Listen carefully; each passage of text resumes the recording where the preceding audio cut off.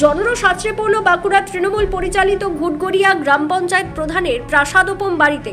ভাঙচুর ও তছনছ গোটা বাড়ি।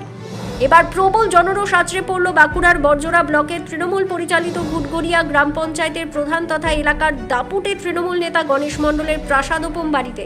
আজ সকালে আচমকাই বহু মানুষ এই প্রাসাদোপম বাড়ির সামনে জমায়েত করে ভাঙচুর শুরু করে। বাড়ির বাইরের অংশ ভাঙচুর করার পাশাপাশি তছনছ করে দেওয়া হয় বাড়ির সামনে থাকা সাজানো বাগান। পরে পুলিশ ও স্থানীয় বিজেপি নেতৃত্ব ঘটনাস্থলে পৌঁছে পরিস্থিতি নিয়ন্ত্রণে আনে।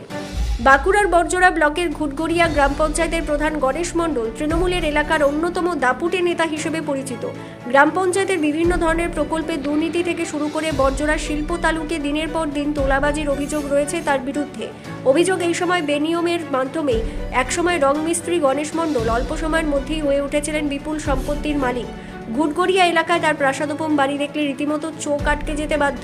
বিশাল এলাকা জুড়ে তৈরি সুউচ্চ সুদৃশ্য সেই বাড়ির সামনের অংশে রয়েছে সুসজ্জিত বাগান ও লন। এবার পঞ্চায়েত প্রধানের সেই প্রাসাদোপম বাড়িতেই আছড়ে পড়ল জনরোষ। আর স্থানীয় বেশ কিছু মানুষ আচমকাই ওই পঞ্চায়েত প্রধানের বাড়ির মূল দরজা ভেঙে ভেতরে ঢুকে পড়েন।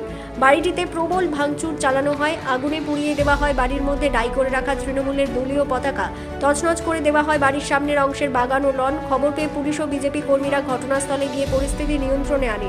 এটা তো আপনারা পরিষ্কার বুঝতে পারছেন, সাধারণ মানুষের যে ক্ষোভ, 15 বছরের এই চুরি লুট, আজকে এই ঘুটগড়িয়া গ্রাম পঞ্চায়েতের প্রধান একটা সামান্য, সে এত বড় প্রাসাদ সমান অট্টালিকা তৈরি করে কি করে?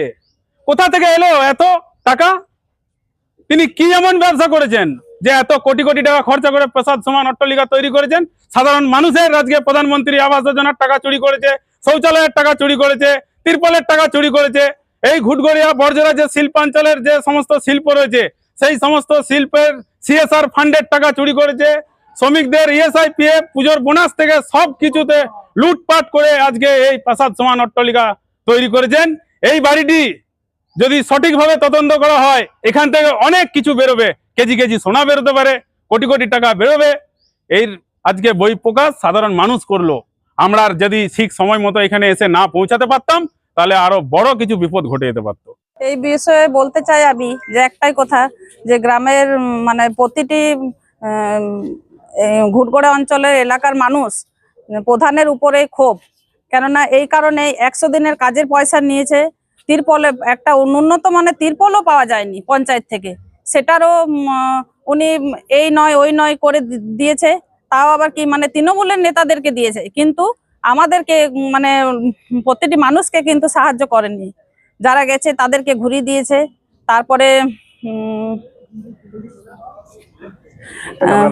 আমার নাম শিলা সাঁতরা, আমি ঘুটগড়িয়া অঞ্চলের বিরোধী দলনেত্রী।